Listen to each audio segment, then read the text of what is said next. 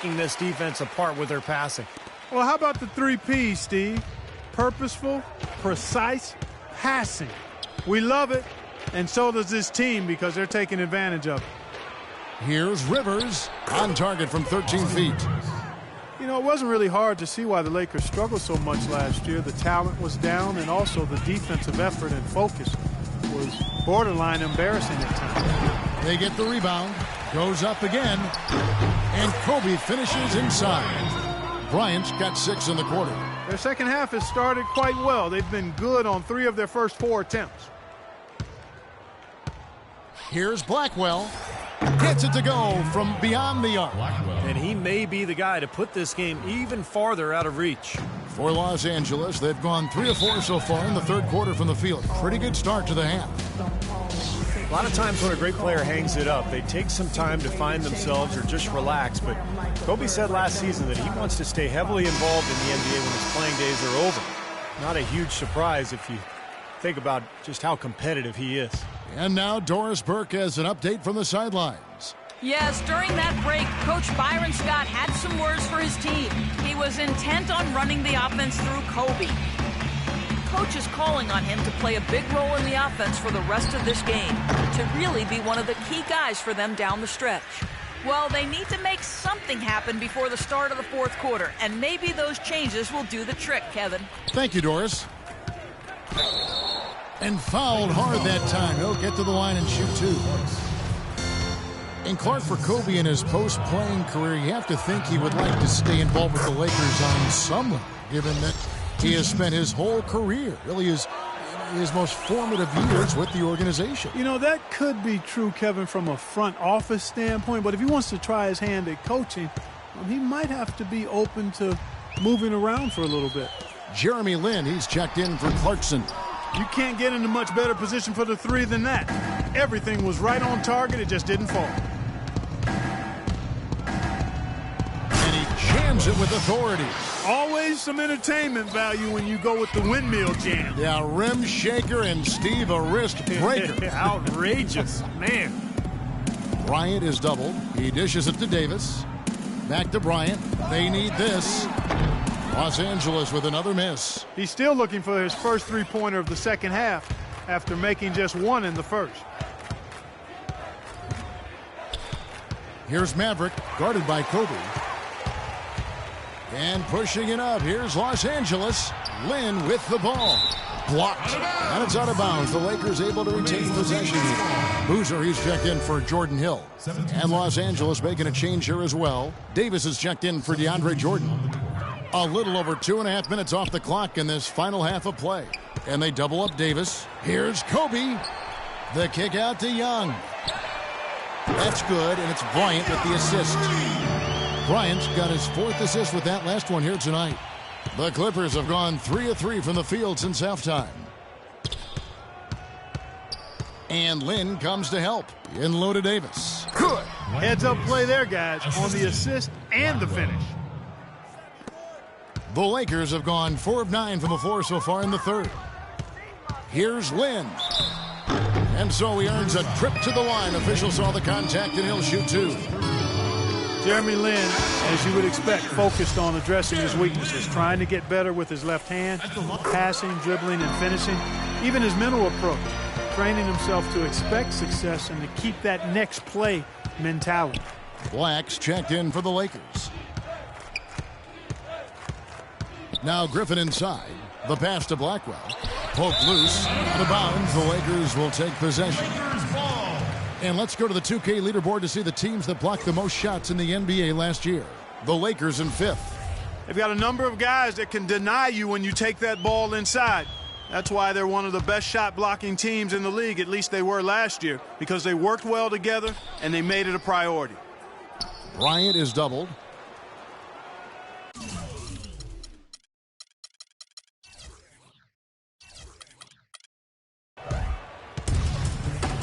That's a jump ball. So it's the Clippers now.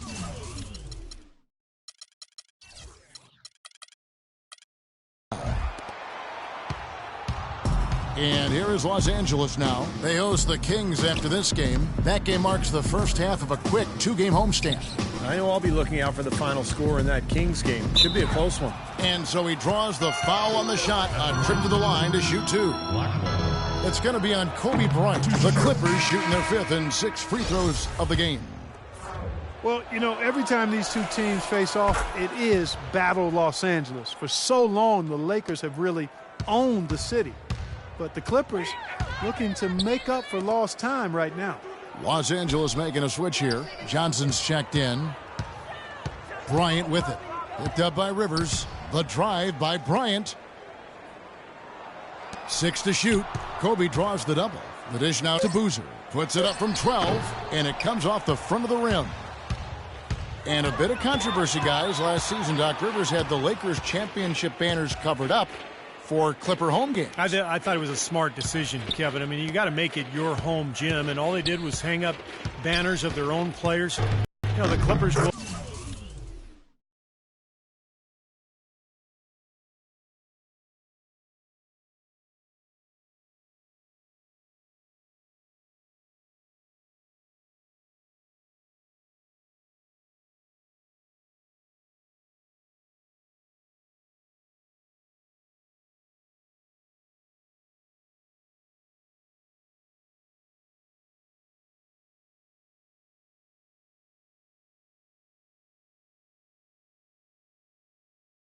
forever be in the Lakers' shadow.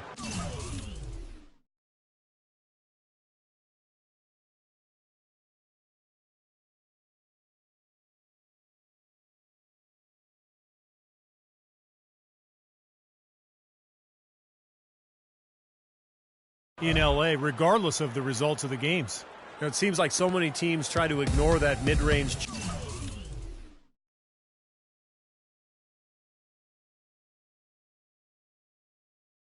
jumper, but they're using it well, and it's opening up their offense for them. Has definitely given the defender something extra to have to worry about. Oh, yes, the turnaround. Boozer's got his first points of the game.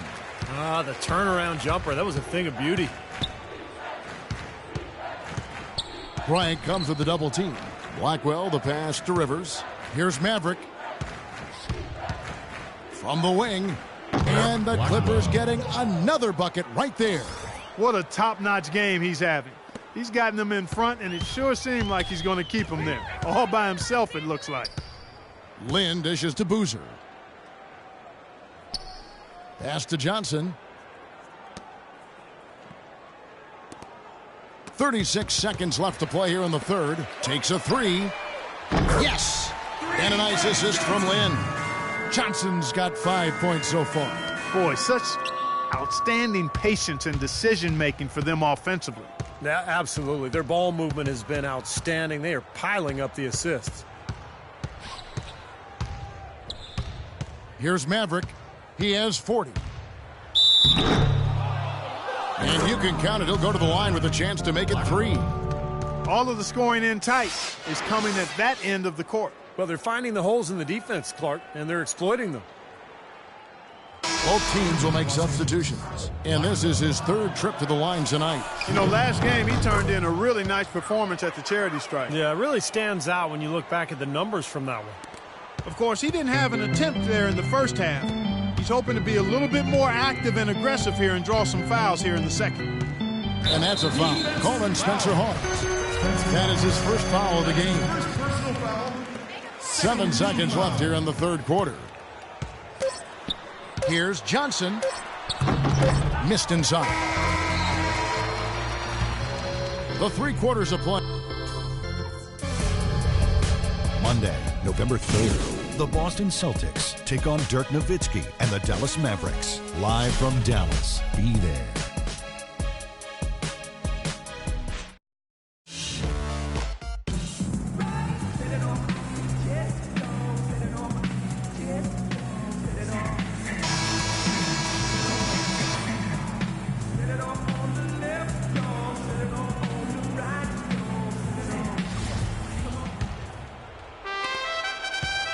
Al Paul. And on the floor for the Clippers here in the 4th. CP3 at point with Redick there at the backcourt. Jordan Hamilton is out there with Glenn Davis, and it's Hawes in at the pivot spot, manning the middle. They've built this lead through plays exactly like that. He's easily been their most consistent performer. Well, he's been splashing everything today. Price kicks to Johnson. The feed now to Randall. And a foul called on the shot. Got him on the way up that time, so he'll shoot 2 right here.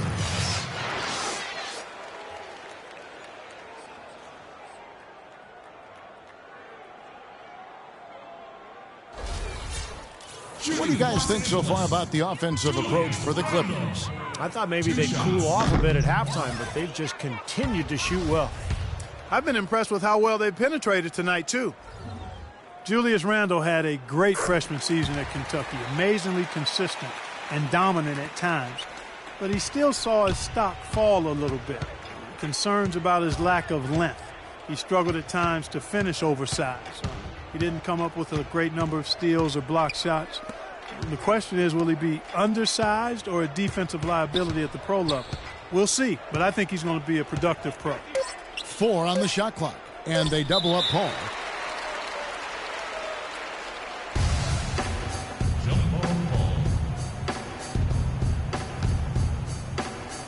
And here is Los Angeles now. The Lakers shooting a lackluster 38% for the game, struggling so far. And Randall struggled at times to finish over length. The rate of steals and blocks, will he be undersized or a defensive liability at the pro level? That's been the question with him. I don't have the answer to that, but it's certainly a good question. I mean, teams like their bigs to do 4 things: defend the rim, space the floor, rebound, and score inside. We know Randall can handle the last 2. Time will tell if he can get things done in the former 2. Boy, they've really dominated on the glass, and of course they've done a lot of good things here tonight, but the rebounds have played a major factor. Hey, Steve, you know rebounding always one of the key barometers in determining the victor. Here's Paul, and 2 free throws coming up as he misses that one. Drawing the whistle and a lot of contact there. Chris Paul is really a basketball junkie. When he's not playing the game, he watches all the games. He has a wall of TVs in his home so he can follow multiple games at once. That is fanaticism. And he actually could be preparing for a job in the studio someday. Black's checked in for the Lakers. Davis comes in for Wesley Johnson. There's the screen. Here's Price. And it's going to be 2 free throws. Drew contact on the shot. As you guys know, as passionate as Chris Paul is about basketball, I read an interview where he said he might walk early to spend time with his kids. Yeah, I mean, it can be tough missing those moments, but I don't know. Paul strikes me as a lifer. Wouldn't surprise me one day to see him coaching, once his playing days are gone. Jamal Crawford, he's checked in for the Clippers. I like that they haven't lost their aggressiveness here in the second half, despite trailing in this game. Well, that's when you need to be most aggressive when you're down. Another good job of drawing contact and getting to the line. And they double up Paul. The tray, and he gets the bucket. Paul's got 9 points here in the second half. He is feeling it. A terrific percentage from the field. Price, the pass to Black, and Paul over to help. Dishes it to Kelly. To the left side wing. Here's Black, and the shot counts. He's fouled, and it's a chance for a 3-point play. Ronnie Price delivering a nice dime. I think we can all agree that the NBA has become a bit of a nicer, friendlier league over the past few decades. Less animosity with players and less brutal rivalries, but there is still a level of trash talking going on, and I think at times it's a factor in games. Guys, we have seen them with a lot of good ball movement. Well, you like the smooth operating they're showing you here. I mean, things are clicking, and more importantly, it makes them tough to defend. There's no agenda. I mean, the ball's just moving to whoever is open, and as a result, they've kind of developed a clicking kind of pace to their game. It's been fun to watch. Well, with what you guys are talking about, there are some known trash talkers in the NBA, like Kevin Garnett, but overall, it does seem to have come down a little bit in recent times. Well, a lot of that is because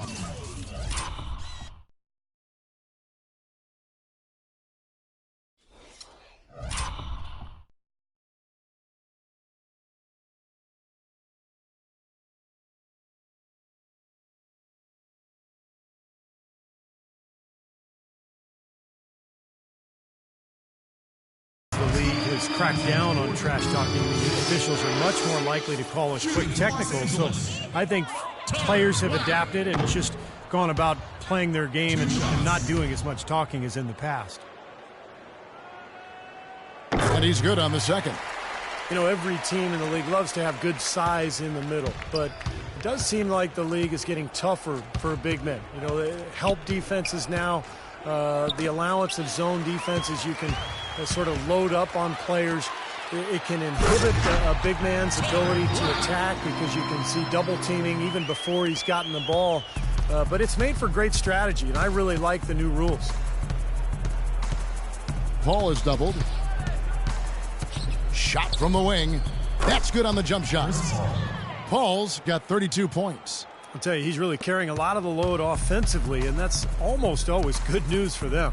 And as the game has required more movement, Clark, we're seeing big guys try to slim down. And yeah, big men with agility are at a premium, but also it takes a little bit of the stress and strain off the joints. As few as 5 to 10 pounds less can make a big difference, and that's huge for big guys. He kicks to Hamilton. Back to Paul. Fires it up. Again, Los Angeles. We've got 1:55 left in the game. Price against Paul. Price dishes to Ellington. And it's off the back rim, no good. Boy, for my taste, he's far too inconsistent with that shot. I mean, he's got to make those if he's going to take his game to the next level.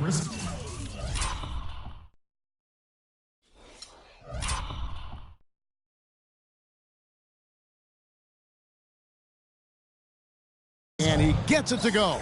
And tack on a few more points to the lead. Why not? I suppose this is an emphatic showing for this club. And, Steve, they did it in style, a beat down the entire way. Price against Paul. Price kicks to Ellington. All sorts of time. Hamilton pulls it in. Tell you what, he can be really frustrating as a shooter. All you can do is grimace because he just can't find the range. Well, guys, this was never really a contest, just total obliteration. And you can safely say mission accomplished now for the Clippers. You're right, Steve. It was a standout performance across the board. They were just, at times, Clark, it seemed toying with it. Yeah, like watching a cat play with a mouse, Kevin, quite honestly. They were able to do more or less, whatever they wanted to do. And so with this, they'll end up with their second win on the year. In what should be an exciting 4-game season series between these two teams, they have to feel great about taking this first one tonight against the Lakers.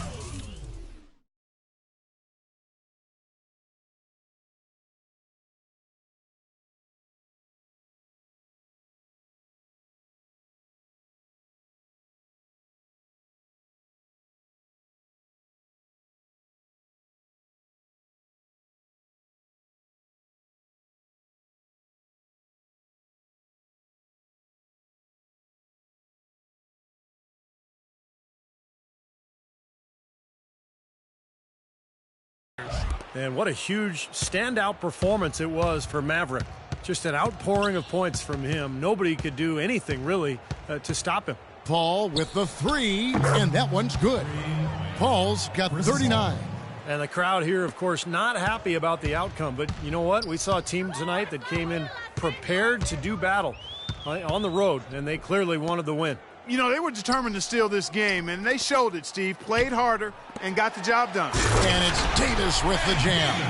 This run probably just a case of too little too late. But at least they're still going after it and playing hard. It would have been very easy to throw in the towel a while ago. And he gets it to go. Paul's got 41. Well, if it wasn't already out of reach, it is now thanks to this spurt. Just keep on firing, man. No reason to slow down now. They set the pick, and here's Price from beyond the arc, off on that one. So the Clippers winning this one easily.